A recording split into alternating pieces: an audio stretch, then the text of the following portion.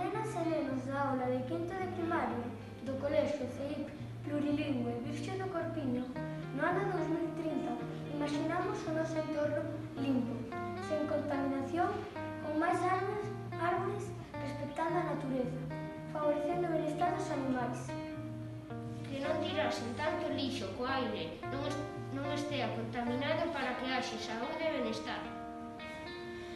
Tamén queremos un mundo sen violencia e sen pelexos.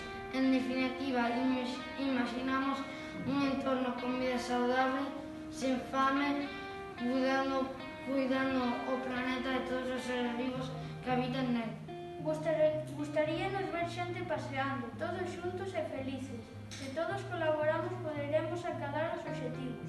O goberno local debería plantar máis árbores e non cortarlos. Tamén debería non permitir que se tire lixo ao monte e aos ríos. Debería dar comida a xente que o necesita, axudar aos animais feridos e ter un veterinario.